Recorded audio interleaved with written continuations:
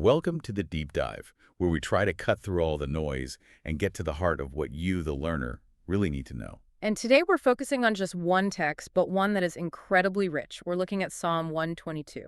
Right, and this isn't just a casual read-through. We're going to be doing a really structured verse-by-verse exploration. We want to understand the joy, the unity, and the ultimate purpose that's packed into this ancient song. And to do that, we are leaning very heavily on the source material and the fantastic commentary that's been compiled by the You Need Faith in Jesus team. Absolutely. Their work is the backbone of this discussion. So our goal today is to unpack all these layers of meaning and hopefully turn this ancient pilgrim's joy into some really clear, actionable insight for you today. So to set the stage a little bit, Psalm 122 is written by David. It's part of a special collection called the Songs of Degrees, or as they're more commonly known, the Songs of Ascent. Songs of Ascent. Okay, that sounds like there's a journey involved. Why ascent? There is, and it's both a physical and a spiritual journey. Geographically, you have to remember, Jerusalem is way up on a plateau. So it didn't matter where you were coming from in Israel, you were always literally traveling up to get to the city for the big festivals. Well, they're climbing. They are climbing. And as they walked, as they made this physical ascent, they would sing these songs. They were ascending toward the city. And, theologically, they were ascending toward the very presence of God. That physical effort really changes how you read the joy in that first verse, doesn't it? It changes everything. It frames the entire psalm. You've got this sense of communal joy, the power of unity, this link between worship and justice, and then this central command to pray for peace, for shalom. Well, let's dive into that journey then, starting right at the beginning with that first moment of gladness. The first thing that hits you in verse 1 is the emotion. It's not duty. It's not, ooh, I guess we have to go. It's this rush of pure joy. It is, and that's such a stark contrast to how we sometimes approach gathering for worship today, isn't it? David isn't dragging his feet here. He's celebrating the very idea of going. He's excited about the invitation. Exactly. And the commentary from the source team really highlights this. The gladness is the absolute key, but notice where it comes from. It's not something he just conjured up on his own. Right, it's reactive. It's reactive. The joy is sparked by an external voice, by the community. It's a shared joy, and that's what gets the whole thing moving. An invitation turns a private thought into a collective journey. So to really feel that, Yeah. we have to understand what the house of the Lord meant to him. We do. For David, this was the tabernacle, and later it would be the temple. This was the physical, tangible center of Israel's entire national and spiritual life. It was the one place on earth God had designated as, his special dwelling place. So being invited to go there. It was an invitation to the very heart of their relationship with God. And just as importantly, to do it with their fellow Israelites. The joy wasn't just about going to a place. It was about going with the people to the presence. Okay, let's read that first verse. Let's get the King James Version text in our heads. This is the foundation for everything we're going to talk about. Psalm 122, verse 1. I was glad when they said unto me, let us go into the house of the Lord. When they said unto me, that part just carries so much weight. It's the community saying, hey, come on, we're in this together. It's the we that powers the whole journey. I mean, just Yeah. picture it. You have families, neighbors, whole villages all meeting up on the road, all heading up to Jerusalem. And these were not easy trips. Not at all. We're talking days, sometimes weeks, of walking through rough, sometimes dangerous country.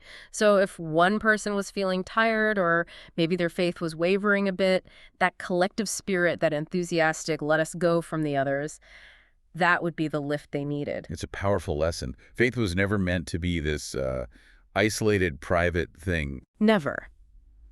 The shared enthusiasm is what fuels the individual's gladness. And this is a point that our source material connects directly to the New Testament. The principle of gathering together is just. It's a constant. It's an unbroken thread, then, from the Old Testament to the New. Absolutely. The commentary from the You Need Faith in Jesus team makes this link explicit. David's excitement at being invited is the same spirit that's encouraged in the early church. Gathering isn't just a nice tradition, it's a spiritual lifeline. It's how we encourage each other and build collective strength. Let's read that New Testament parallel. It really echoes that same idea of mutual encouragement. This is the mandate for us today from Hebrews chapter 10, verse 25 in the King James Version. Not forsaking the assembling of ourselves together as the manner of some is, but exhorting one another, and so much the more as ye see the day approaching. The parallel is just striking. David was glad to be invited, And the early church is being warned not to lose that habit of inviting and assembling. It feels like the temptation to just stay home and be on your own. Yeah. That's not a new problem. It's a constant spiritual drift. And that's the deeper point that the commentary really drills down on. We need a complete shift in our attitude. From obligation to what? To privilege. We can't see gathering for worship as just another thing on our to-do list that we have to check off. When you understand what the house of the Lord really represents and the spiritual necessity of exhorting one another, your whole perspective just flips. And that leads right into our first practical step, doesn't it? It's all about our own attitude. Yes. The first practical step from this verse is a challenge for you, the listener, to really look inward. Your posture toward gathering for church, whether that's a Sunday service, a small group, whatever, it should actively mirror David's joy. So we need to move from I have to go to I get to go. Precisely. And more than that, the challenge is to become an initiator of that joy, to be one of the they who joyfully and enthusiastically says to someone else, let us go. Okay, so that's the journey. But then we get to verse 2, and the feeling shifts from excitement to this sense of awe and arrival. It does. The long uphill journey is finally over. The abstract hope is now a physical reality. You can just imagine the feeling. Standing within the gates. Yes. After all that travel, all the anticipation to finally be inside the walls, to be secure, to be home. That sense of arrival must have been just overwhelming. And Jerusalem wasn't just any city. No, it was the epicenter of everything. It was where the temple stood, the single point of contact between God and the nation. To stand within those gates was to be at the very heart of God's plan for the world. It was a tangible, we've made it. Let's hear the wording from the King James Version. Our feet shall stand within thy gates, O Jerusalem. That phrase, shall stand, it implies this certainty, this permanence. The struggle of the journey is over. The hope is now a reality. But the commentary guides us not to stop there. Right. This physical arrival is a signpost pointing to something bigger. Exactly. It's a beautiful but temporary echo of the believer's ultimate eternal hope. The joy of the pilgrim points to something far, far grander. So what is that ultimate arrival that this one represents? It's the final, perfect city. The analysis from the You Need Faith in Jesus team, especially in the sections on eschatology, reminds us that the physical city and temple were always meant to be models. They were a preview of the eternal place where God will dwell with his people. The earthly joy is a shadow of the eternal one. A faint shadow. The joy of the earthly city is fleeting, but the joy of the eternal city is absolute and will last forever. We should probably anchor that hope with a description from the book of Revelation. We should. This is the culmination of everything. From Revelation chapter 21, verse 2 in the KJV. And I, John, saw the holy city, New Jerusalem, coming down from God out of heaven, prepared as a bride adorned for her husband. It's an incredible image when you put them side by side. The weary ancient pilgrim standing in the dusty gates of the earthly city, and then the believer standing forever in the New Jerusalem. It's a perfect theological bridge.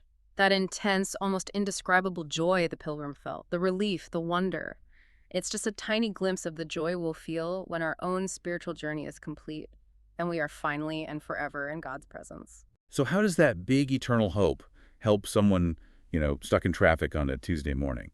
What's the relevance for today? The relevance is profound, give you daily strength and an unshakable purpose. The source material really stresses this. If you are absolutely convinced that you are a traveler heading to a certain, perfect, eternal home, it changes how you see everything right now. Your current struggles feel more temporary. Exactly. You don't have to find your ultimate security or your ultimate fulfillment in things that are, by nature, fragile and temporary. It gives purpose to the mundane because you know you're part of a sacred journey.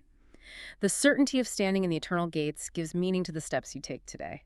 Okay, so now David is inside the city, and his focus shifts. In verse 3, he starts talking about the architecture, which seems like an odd detail. He says Jerusalem is builded as a city that is compact together. It does seem a little odd at first, doesn't it? But he's seeing something much deeper than just good urban planning. What does compact together even mean? Well, the original Hebrew suggests a kind of deep unity, a seamless integration. So, architecturally, yeah, it meant strong, unified walls for defense, well-ordered streets for community, but the spiritual implication is the real point. The physical design was a symbol. It was a mirror of the nation's spiritual purpose. Jerusalem had to be singular and unified because the nation was supposed to be singular and unified around God. A sprawling, fragmented city couldn't have served as that unifying center for 12 very different tribes. The physical unity was a constant reminder of the need for spiritual unity. Let's read that verse from the KJV. Jerusalem is builded as a city that is compact together. The structure itself made the purpose possible. It allowed all these different people to come together in one place without it being total chaos. The strength of the city was in its structure, and the strength of the nation was in its unity. But I have to ask, Mm. historically, the tribes were famous for not being unified. They were constantly fighting amongst themselves. So is David describing reality, or is he describing, the ideal? That's a fantastic question, and he's probably doing both. On one hand, he's praising the actual engineering of his capital city. It really was a fortress. But on the other hand, yes, he is absolutely holding up the ideal. He's saying, look at the city. Its very design demands unity from us. The stones themselves were a sermon. In a way, yes. A constant, tangible reminder of their obligation to be one people when they gathered at the center. And that physical unity leads perfectly into verse 4, which is all about the purpose of that gathering. We see all those diverse tribes coming together. We do. It says, whither the tribes go up, the tribes of the Lord. And you have to appreciate what a massive undertaking this was. You have 12 distinct cultures, economies, local customs, all dropping everything to travel to this one spot. And they did it because it was a command. It was. They gathered unto the testimony of Israel, which refers to the religious festivals laid out in God's law. And despite all their differences, they had one single unified goal: to give thanks unto the name of the Lord. The entire event was a national act of gratitude. Let's get that full verse from the King James Version, verse 4. Whither the tribes go up, the tribes of the Lord, unto the testimony of Israel, to give thanks unto the name of the Lord. And this is where the ancient ideal becomes this perfect metaphor for the church today. The church is definitely made up of diverse tribes. Far more diverse in many ways. People from every background, every political persuasion, every economic level you can imagine. And yet our core identity is singular. We are one body in Christ. We are called to be a compact city. And the New Testament is clear that this kind of unity doesn't just happen on its own, it takes work. It takes constant, deliberate effort. The commentary from the You Need Faith in Jesus team really emphasizes this point. Maintaining that spiritual compactness is hard work, just like maintaining physical city walls. Let's read that verse from Ephesians that talks about the effort involved. From Ephesians chapter 4, verse 3 in the KJV. Endeavoring to keep the unity of the Spirit in the bond of peace. Endeavoring. That's a strong word. It's not hoping for or wishing for. It implies real effort, dedication, constant vigilance. The spiritual walls of the church require every single one of us to be constantly working to maintain that unity in love and purpose. Which brings us to our second practical step. This one is about our own local faith communities. Yes, practical step 2 is a challenge for you to take that architectural standard of Jerusalem and apply it to your own local church. Are we as a community striving to be compact together in love and mission? Or are we letting small differences create cracks in the walls? Exactly. And most importantly, when we gather, is our central explicit goal still to give thanks unto the name of the Lord? Because that singular purpose is the mortar that holds all the diverse stones together. If a goal shifts, if it becomes about something else, the whole thing falls apart. It immediately becomes a source of tension. Psalm 122 reminds us that our primary loyalty is to the Lord, and that has to transcend all our other tribal loyalties. Okay, so Jerusalem isn't just a place for worship. It's also the seat of government. And in verse 5, David shifts our focus from the temple to the courtroom. It's a dual capital city. It is, and that combination is so important and I think often misunderstood today. David talks about the thrones of judgment. This was the literal seat of government where the king, from David's own royal line, would sit and administer justice. So the pilgrim coming to the city wasn't just looking for spiritual renewal, but also for righteous government. That's it. And the source material really stresses this connection. In God's perfect plan, you couldn't separate true worship from fair judgment. A priest offering a sacrifice and a king rendering a verdict were both supposed to be acts of submission to God. You can't have holiness in the temple if you have corruption in the palace. You can't. Let's read that verse, which ties the judicial function directly to David's family line. Psalm 122, verse 5. For there are set thrones of judgment, the thrones of the house of David. So there's this idea that a pilgrim could come and find justice. But we know from Israel's history that, well, that didn't always happen. Far from it. David's descendants were flawed, human rulers. They were prone to corruption, bias, failure. The earthly justice was temporary and imperfect. And that's why the commentary really pushes us to look beyond these earthly thrones. They are a shadow of something greater. A shadow. So what is the substance? What is the perfect reality they were pointing to? The substance is the Messiah. The flawed justice of David's sons was a constant and perfect preview of the coming of Jesus Christ. Those physical thrones were just placeholders, designed to get the people ready for the eternal reign of the one perfect Son of David. This elevates the whole conversation from just history to prophecy. We're looking for a justice that will never, ever fail. And that hope was captured so perfectly by the prophet Isaiah. He looks centuries ahead, past all the failures of the kings of his day, to the promise of the perfect ruler. Let's read that incredible prophecy from Isaiah chapter 9, verse 7 in the KJV. Of the increase of his government and peace there shall be no end upon the throne of David and upon his kingdom, to order it and to establish it with judgment and with justice from henceforth even forever. That's the ultimate promise, isn't it? No end. And established with perfect judgment and with justice. The earthly thrones were just a reminder that a perfect king was coming who would get it right every single time. This detail, which the You Need Faith in Jesus team materials really highlight, gives us such a clear anchor for our hope today. It tells us where to place our ultimate trust. It has to shape our entire perspective. As a learner, you're living in a world full of human governance, human laws. And while we want stability, we have to recognize that all of them are temporary and flawed. Which leads us to our third practical step, about where we place our ultimate allegiance. Practical step 3 is all about that. Yes, we should pray for our leaders, respect just government, and participate in our nations. But our final, absolute, unshakable hope must never be in any human leader or any political system. Our hope has to be in the coming kingdom. Entirely. Our trust rests completely in the perfect and eternal justice of Jesus Christ, the ultimate Son of David. It means we hold the temporary things of this world loosely because we're grasping the eternal things firmly. We're now at the absolute heart of the psalm. All the joy and unity leads to this one central command in verse 6, pray for the peace of Jerusalem. It is the command that everything else orbits around. But to pray it effectively, you have to understand the word for peace here, the Hebrew word shalom. It's so much more than just the absence of fighting. So much more. The source material is really clear on this. Our Western idea of peace is very narrow, very negative. It's just the absence of conflict. Shalom is profoundly positive and expansive. So what does it include? Break that down for us. It includes everything: wholeness, completeness, health, security, prosperity, the flourishing of every single aspect of life: spiritual, physical, social, economic. To pray for the shalom of Jerusalem was to pray that the city would be functioning perfectly, exactly as God designed it to.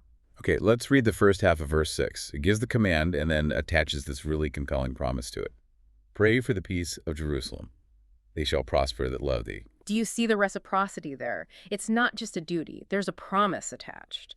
Those who genuinely love the city, which means they actively seek its shalom through prayer and action, are promised that they themselves will prosper. So by investing in the community's well-being, you become part of that blessing yourself. Exactly. Your well-being is tied to the community's wholeness. It makes prayer a proactive engagement. And the next verse, verse 7, shows just how comprehensive this prayer for shalom needs to be. Right. It's not just a general prayer. He gets very specific, covering everyone from the average person to the leadership. Yes, he uses the city structure again as a metaphor. Let's read verse 7 in the King James Version. Peace be within thy walls and prosperity within thy palaces. So walls and palaces. The walls represent the security for every single inhabitant. The families, the merchants, the regular citizens, that's the peace for the common person. The palaces represent the leadership, the government, the king's court. And you have to pray for both. You have to, because comprehensive shalom is impossible if one is missing. You can't have secure citizens if you have corrupt, unstable leadership, and you can't have prosperous leadership for long if the people are unsafe and in turmoil. They're completely interdependent. This raises the big question then. How does this command, aimed at a specific ancient city, apply to us today? It has a crucial dual application. The analysis from the You Need Faith in Jesus team breaks this down really well. The prayer for shalom starts with our spiritual community. The church. The church, yes. First, we apply it to the spiritual city. Just as Jerusalem was God's dwelling place then, the church is the body of Christ today. So our primary duty is to pray constantly for the shalom, the wholeness, unity, health, and flourishing of our local churches and the global church. And the second application moves outward from there. It does. We're also commanded to seek the shalom of the physical cities and towns where we live, and the biblical support for this comes from, of all places, the command God gave to the exiles in Babylon. Which is so radical. He tells them to seek the peace of the very city that conquered and enslaved them. It's completely counterintuitive. He tells them to invest their prayers and their energy into the welfare of a pagan, hostile place. Why? Because their own well-being, their ability to survive and worship, was tied to the city's stability. Let's read that verse from Jeremiah chapter 29, verse 7. It establishes the principle so clearly. And seek the peace of the city, whither I have caused you to be carried away captives, and pray unto the Lord for it. For in the peace thereof shall ye have peace. That verse is the bridge. We seek the peace of our communities, whether we feel like citizens or exiles, because our ability to live out our faith is directly connected to the stability of the environment around us. This really shifts things from just passive well-wishing to active seeking. And that's our fourth practical step. It is. Practical step 4 is a commitment to action. It's for you, the listener, to commit to actively seeking and praying for the comprehensive shalom of the town or city where you live. And that's more than just praying for safety. Much more.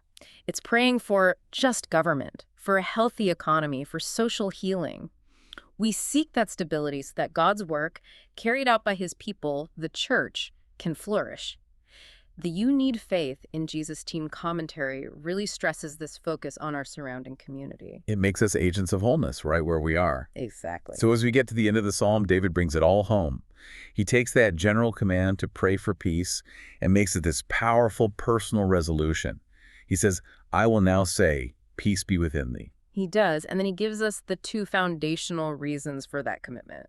And these 2 reasons are like the inseparable twin engines that should drive all of our service. The 2 great commandments, really. Love God and love your neighbor. That's what it comes down to. And he starts in verse 8 with the horizontal dimension, his connection to other people. For my brethren and companions' sakes. Right. His prayer for the city's well-being isn't some abstract political idea. It's driven by a deep personal love for the people who live there, his friends, his family, his fellow believers. He wants shalom for the city because he cares about them. Let's read Psalm 122, verse 8 from the KJV. For my brethren and companions' sakes, I will now say, peace be within thee. It grounds his prayer in real empathy. He's not serving an idea, he's serving people. But then in verse 9, he gives the second and ultimately higher reason for his commitment. Yes, he moves from the horizontal to the vertical. The ultimate motivation is his overriding passion and love for God himself. He says he seeks the city's good because of the house of the Lord our God. Let's read that final verse, verse 9. Because of the house of the Lord our God, I will seek thy good. And this clarifies the proper order of things. He seeks the good of the city, its stability, its peace, not just because his friends are there, but primarily because it's the place where God's presence dwells and his name is honored. So seeking the city's good becomes an act of worship. It becomes an act of service to God. And these 2 motivations, love for neighbor and love for God, they aren't presented as an either-or choice. You have to have both. They're inseparable. They are. The source material emphasizes this. You can't claim you have this vertical love for God if it doesn't result in horizontal action toward your neighbor.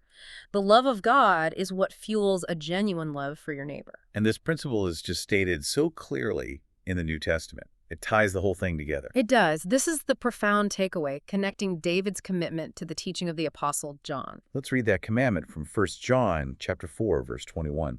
And this commandment have we from him, that he who loveth God love his brother also. And there it is. That's the spiritual law David was living out. You can't say you love God and want to protect the honor of his house while being indifferent to the needs and the safety of your brother or sister. Which brings us to our final practical step, number 5. It's about making this dual motivation our own. Yes. Practical step 5 encourages you to use this as the pattern for all your service. Your prayers, your time, your money, your desire for the good of your community. It should all be consciously driven by these 2 inseparable reasons. A genuine love for people. And an overriding passion for the glory of God.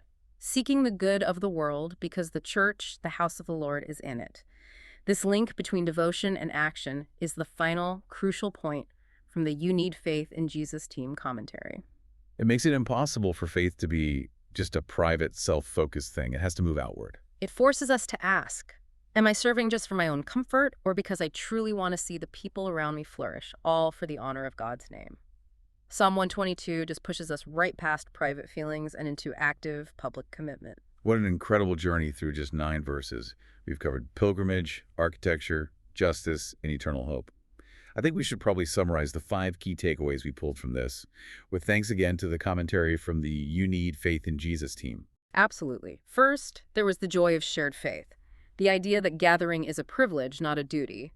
Second was the purpose of unity, that we have to actively endeavor to be compact together for the main purpose of worship. Third, that ultimate hope for eternal justice, that our final trust isn't in any earthly system, but in the coming kingdom of Jesus Christ.